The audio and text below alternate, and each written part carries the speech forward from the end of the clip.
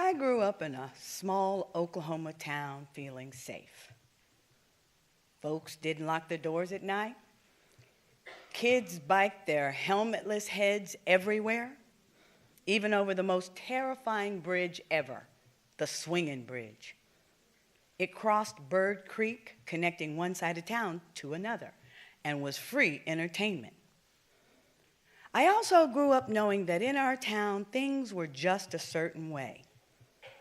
With a population of about 4,000, made up primarily of Caucasian, Indian, and Black, there weren't any mixed neighborhoods. Indian families lived in a place called Indian Cap. Black families lived down in the bottom, and Caucasian families lived uptown. In the early 1970s, I entered junior high with excitement because it brought variety. 7th grade marked the first time I experienced changing classes every hour, making the dean's list, which was posted around the school for everyone to see, and that was the year I got to join band and learn how to play the clarinet. It was in band class where I met Greg. He was a short guy back then, came up to about my shoulders. He had bouncy, light blonde hair that he parted on the left, combed over to the right, where he constantly attempted to try to keep it tucked behind his right ear. He wore a pair of big, gold, wire-rimmed glasses that made his green eyes look huge. He wore Western wear, boots, and all to school, and he rocked the 70s look in a country kind of way. He made me and the class laugh, the proverbial class clown. I looked forward to joking and funning with him. Back then, friendships stayed on campus. Diversity did not mingle in neighborhood homes. Then, Greg invited me to his birthday party.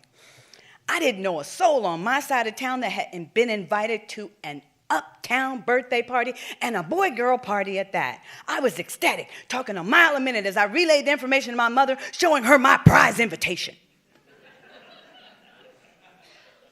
On the day of the party, dressed ready to go, Mama looked me over, making sure my dress, hair, shoes, socks were perfect. She reiterated the do's and do-nots, looking sternly and with a hint of pride, as she said, "You going to be in white people's homes, so you behave yourself. If you do anything wrong, I'll find out, and there'll be hell to pay. You understand me, Missy?" Boy, did I. Sometimes my mother made profound statements like, "Don't let your mouth write a check your butt can't cash."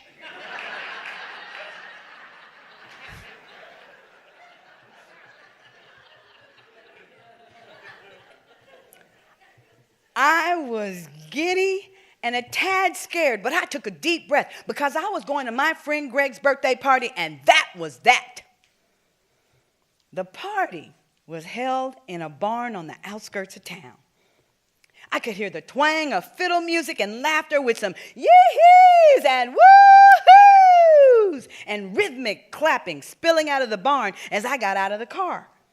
Climbing up the stairs to the loft, my mood, already high, grew dangerously giddy with each step. At the threshold, I peeked in. Wow! It was a massive room, festively decorated with colorfully lit lanterns all about the space, and there was tons and tons and tons of hay. It was everywhere. Even the bench seats, I soon discovered, were bales of hay covered with pretty cotton fabric. When I sat down on one of them, the sticks poked the back of my legs.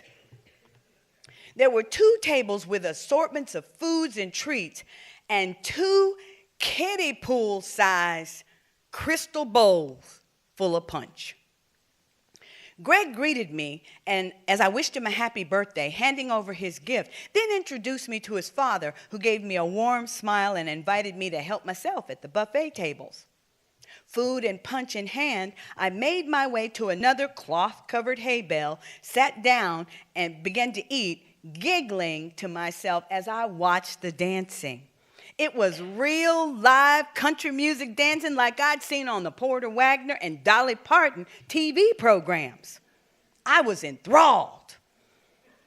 Greg came over and asked me to dance by taking my plate, putting it on the bale, grabbing my hand, and leading me to the dance floor where we cut a country rug. Sort of. Actually, we were in the vicinity of one another on the dance floor, but it was full of kids, so it was more like group dance. But that counts, right? Ooh-wee! I had not had that much fun dancing ever. As the party came to a close 2 hours later, we said our goodnights. Greg, his dad, and a few parent chaperones lined up to give us departing goodie bags. Mine had a mood ring. When it was my turn to say goodnight, I bent to hug him. And in trying to kiss him on the cheek, our adolescent arms flailing about, we ended up doing a cheek lip graze. Mortified, I felt the heat of embarrassment. I sputtered a thank you and I flew down the steps to my mother's 1971 two-bedroom Impala.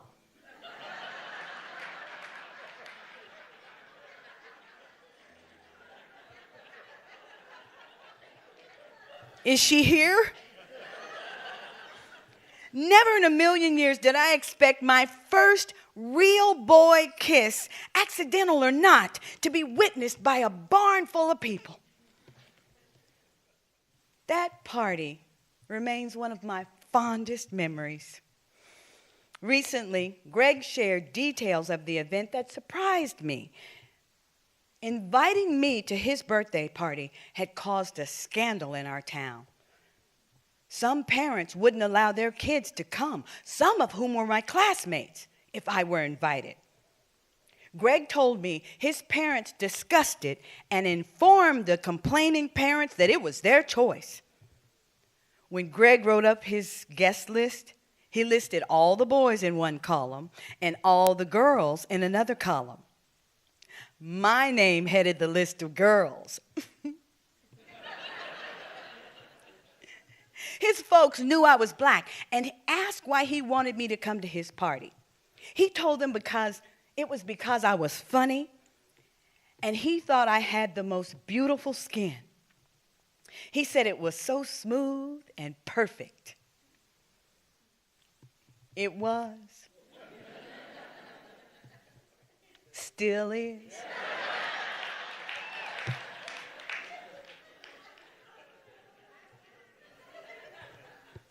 Finding out Greg and his parents back in the 70s kept the sticks and stones of racism away from me allowed me a taste of unencumbered, sweet, delicious diversity. On a recent trip home, I got to see my folks and enjoy delicious meals at the Pioneer Woman's very popular restaurant, the Mercantile. I walked across the swinging bridge, still terrifying, but worth it. And I got to see my old friend, Greg. We spent a lot of time together, and I am so thankful for Greg and folks like him who, in this world, make it a better and far more compassionate place. Thank you.